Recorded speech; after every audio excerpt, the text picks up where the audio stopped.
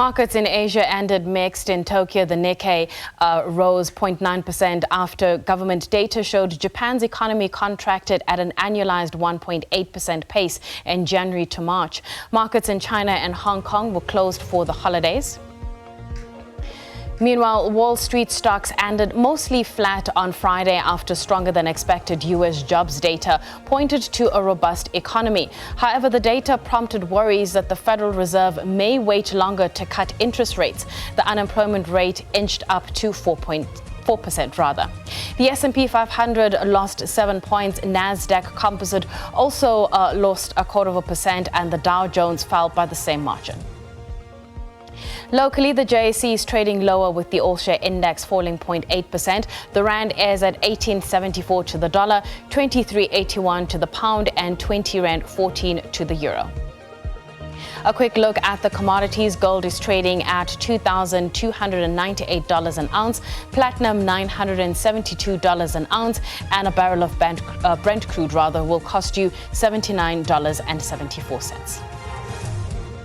To give us perspective on the markets, we are joined by Gary Boyson, who's a portfolio manager at Rand Swiss. Gary, thank you so much for your time. I gave you a bit of a brief picture in terms of how markets closed on Friday following that U.S. jobs report. But how are we looking as we kick off a brand new week?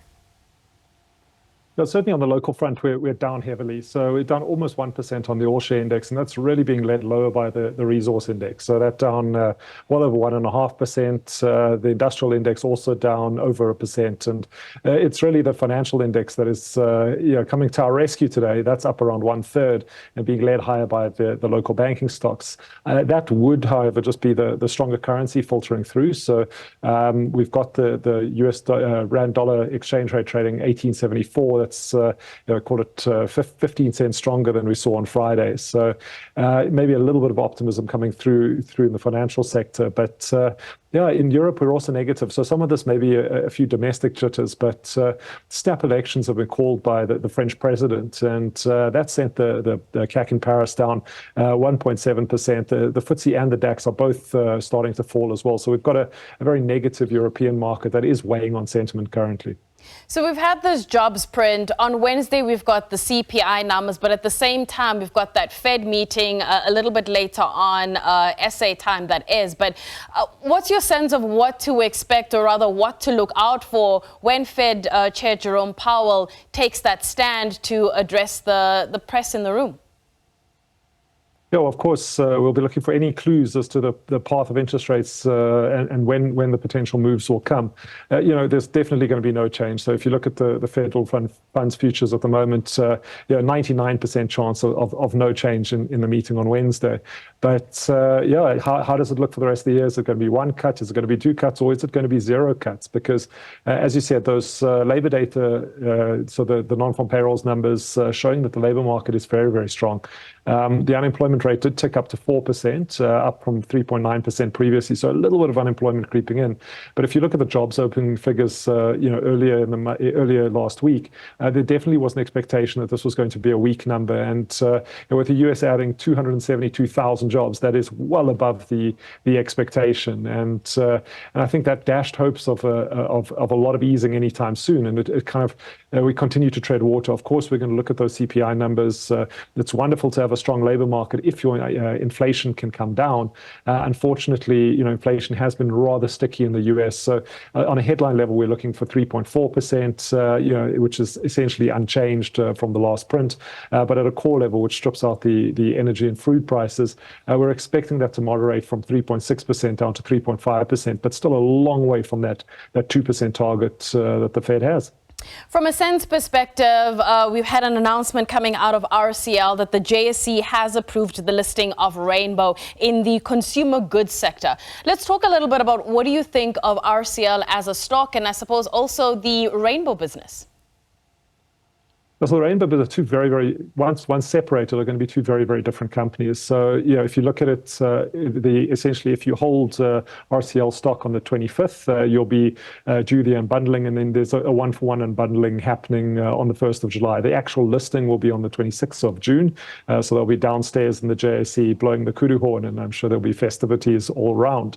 As I said, very different businesses. And I think one of the reasons for the listing is that Rainbow has, it's been listed on our exchange before, and it's I think, in a much stronger position than it was previously, and now can, almost stand up as a standalone business. And RCL and Rainbow both want to go almost in different directions. And I think they appeal to very, very different shareholder groups. So RCL, their earnings are going to be a lot less cyclical than Rainbow. The likes of Nola mayonnaise, sorghum porridge, it's not quite what you expect when you buy a poultry producer. Rainbow, on the other hand, is, they're at the mercy of the weather and maize prices, because so much of their input cost is that maize price. So they'll have 165 farms. They're talking about 8 hatcheries, 3 primary processing plants, and 6 feed mills. That's what's going to be inside Rainbow Chickens.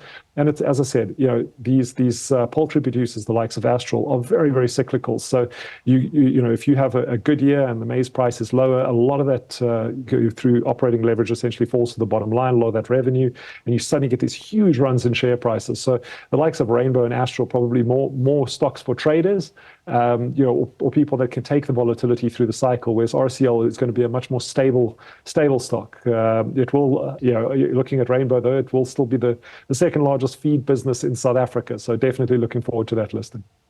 I can imagine there's a lot of things that you're picking up here from a lot of the companies that have reported results, but what's a key theme that has stuck out to you as you look at a lot of these earnings that have come out over the past couple of weeks or so?